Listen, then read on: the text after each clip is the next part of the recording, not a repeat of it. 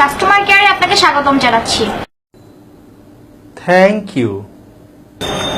আপনাকে আমি কিভাবে সহায়তা করতে পারি?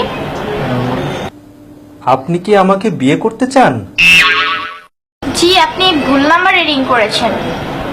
না না, আমি ঠিক নাম্বারেই ফোন দিয়েছি। আমাকে বিয়ে করবেন? জি, আমি বিয়ে করতে ইন্টারেস্টেড না। লাভ ম্যারেজ করলে হানিমুন করব সুইজারল্যান্ডে, আর অ্যারেঞ্জ ম্যারেজ করলে হানিমুন করব প্যারিসে। Not interested. কোর্ট ম্যারেজ করলে 10,000 টাকা বিয়ে করতে পারেন, আর যদি নর্মাল ম্যারেজ করেন তাহলে 20,000 টাকা। জি, আমি তো আপনাকে বিয়ে করতে ইন্টারেস্টেড না, তাহলে কেন আপনি আমাকে বারবার অফার করছেন? বিয়ে করলে প্রতি সপ্তাহে আপনাকে সিনেমা দেখাতে নিয়ে যাওয়া হবে।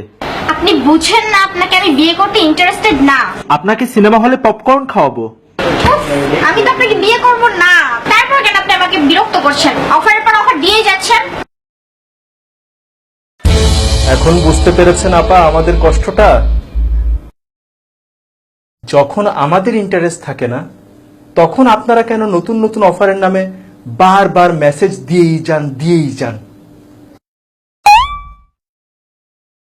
মাত্র 100 টাকায় পাবেন যে কোনো মোবাইলে 160 মিনিট সব সময়। কথা বলুন 1 পয়সা পার সেকেন্ড কল রেটে, মেয়াদ 30 দিন। রিচার্জেই ব্যাকপ্যাক। আজকেই একবারে 500 টাকা রিচার্জ করে জিতে নিন ব্যাকপ্যাক। অফারের মেসেজ পেতে পেতে মেসেজের প্রতি অভক্তি এসে গেছে। অফারের মেসেজে পুরা মোবাইলের মেমোরি কার্ড ফুল হয়ে যায়, ডিলিট করতে করতে ঘন্টার পর ঘন্টা পার হয়ে যায়। ফ্যামিলি অ্যান্ড ফ্রেন্ডস এর ইম্পর্টেন্ট মেসেজ আসলেও মনে হয় যে এটা বোধহয় অফারের মেসেজ, এই মনে করে মেসেজ আর চেকও করা হয় না।